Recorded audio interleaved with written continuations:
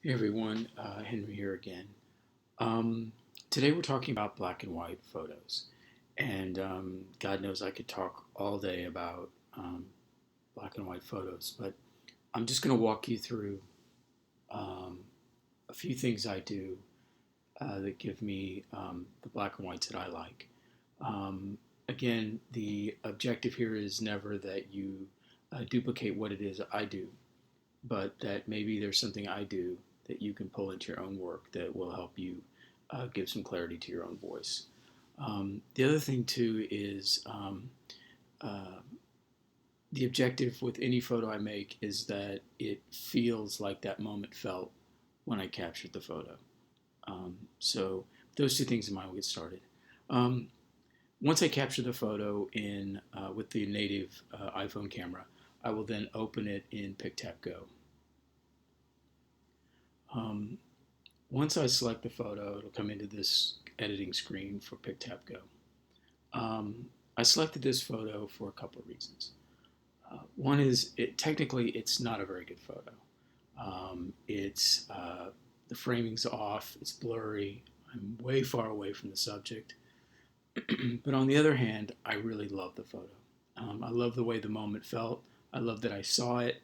I love that I was there.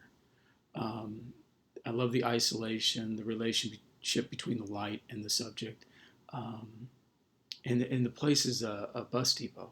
There's like 9 or 10 buses at any given time. It's noisy, adding to that isolation. So I was really glad that I saw this and this happened. The first thing I will do is, and again, the objective here is to uh, have this photo start to look like it felt when I captured it. So I'll go to cropping, which is at the top. Um, I usually will adhere to that 1/3 rule, right in there, where 1/3 from the edges. Um, but in some cases, and this is one of them, I like to break out of it just a little bit, and I'll explain why. Um, One is I love that relationship between the light and the person, and I want to enhance that. And I want to be true to what this photo felt like more so than any kind of established rules. The other thing is that I love that tension that happens when a subject or focal point is close to the edge. There's a tension there. There's an urgency. There's that kind of enhancing of that fleeting moment, and I love that. And this was a really fleeting moment. So once I get it to kind of where I think I might like the crop, I'll hit apply, and yeah, I kind of like that. We'll kind of stick with that. And then what I'll do is I'll just convert it to a basic black and white. PicTap Go has a filter called Simple Black and White, and I start there. And the way I like to equate this filter is that if I sent a roll of film off to a lab and I got an off the shelf print, this is basically what you would get. It's probably made from a sound negative, but it's still very flat, and we want to change that. I'll do one of two things in this case. There is add contrast um, that I use very rarely sometimes, but to me it comes in a little harsh. The whites completely blow out and the darks lose a lot of detail. I can back off of it a little bit, but it still seems to kind of be too harsh or get flat really quick again. So what I like to do is auto contrast. And the reason I like that is because it really takes into account the image that you're trying to process and then adjust the contrast accordingly. Love technology. Uh, I'll usually back off a little bit from it just so I make sure to have those details. And especially when the next step, you'll see why that I don't want it right now as dark as I possibly will ultimately want it. So once I get it about there, I'm ready to save in PicTap Go on this black and white and move to another app. So I'll go and I'll save. From here, I'll open up Snapseed. And Snapseed has a couple of different, there's my mom, um, of different functions that I absolutely love. I'll open up the photo I just saved out of PicTap Go, and I'll show you the two that I love. Um, One is, and I'll use them both on this image. We'll use more later in the week, but these are the two we'll focus on today. The first one is the vignette. And most all photo apps have a vignette uh, filter or ability. And I use sparingly. It's a really great tool. And they basically, all will emulate light leaking in from the corners. What I love about Snapseed is that I can adjust the size, which is, you can do that in other apps as well, but you can move it as well. And what I really love about that is I can protect those areas that I want untouched, certain corners or certain spots. And I love that light in that left corner, and I want to protect it. I don't want to really touch it. It's pretty much looking like it fell. So once I get it kind of positioned where I want, I can put my finger on the screen and move up and down, and that controls outer brightness or inner brightness. We don't want to touch inner brightness in this case. Just adjust the outer brightness.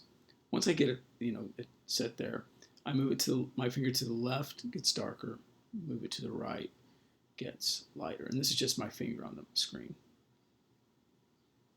What I like to do in these cases is get that shadow looking like right about where that figure looks like they're coming right out of it. Maybe right in there. Yeah, like that.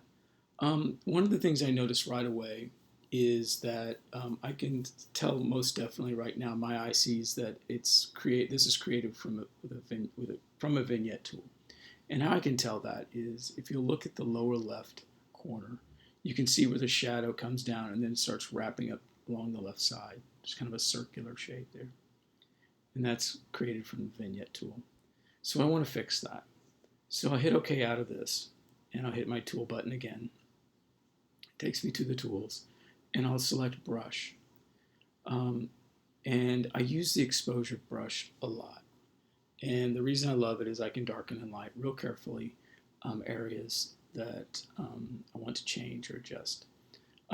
Plus makes it brighter, negative makes it darker. So right now it would make it brighter, and it goes down, and in between is eraser, and I'll show you that in a second.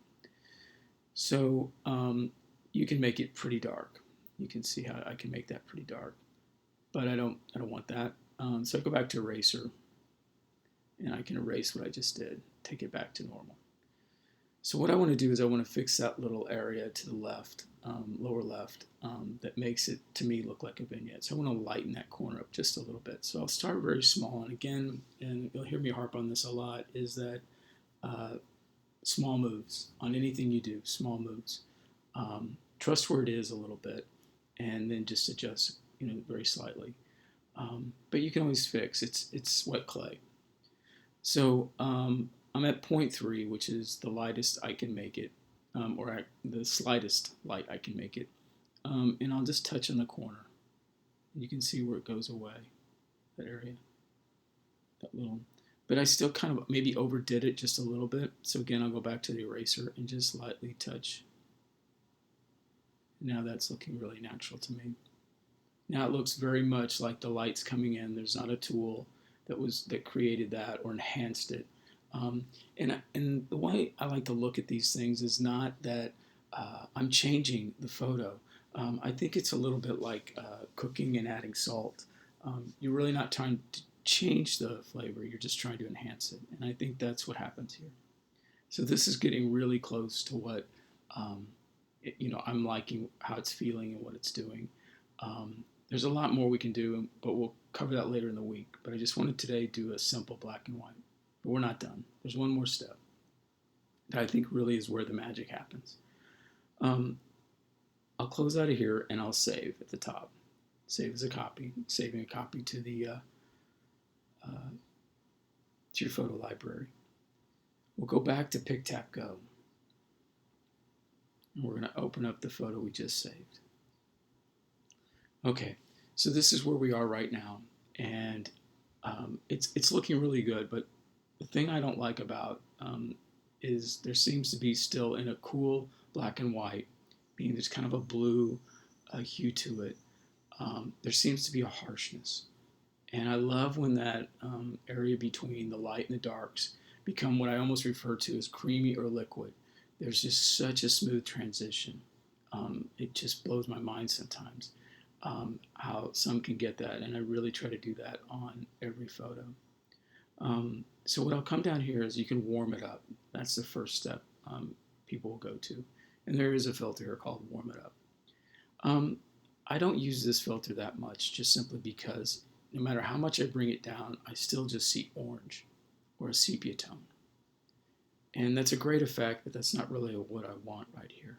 Again, these are really all these things that even if I don't prefer them sparingly, they're beautiful effects, and some people get really great results with it. So play with it, you know. So we'll undo out of this. What I do love to do is one of two things, one of two filters I use. One is called Vanilla Kiss, which again you see immediately it's more of a yellow or gold, and I back off of that almost to 10% is all. It's almost unnoticeable, but it makes all the difference in the black and white. I'll use that sometimes, not always. What I do like to use almost always is a app, and I passed it, AgPro 200. And you can see it's a softer yellow. It's almost a beige. It's almost like a yellow with a little bit of black in it. And I'll back it way down. And you can kind of see really how great. And again, if you like it to show a little more yellow, again, it's your photo. Play with it where you like. I mean, again, you want it to look like the moment felt, and where you can look at that and experience that thing once again and share it, once again. So that's how I get to a black and white. Save, post, or not. I hope you gained something from that real quickly. I would urge you to take any photo you have and just play with them. You'll see that different photos get different results with different techniques. This stuff that I ran through on this photo may not work on another photo, and you might have to adjust. Again, it's all wet clay. So I will see you tomorrow.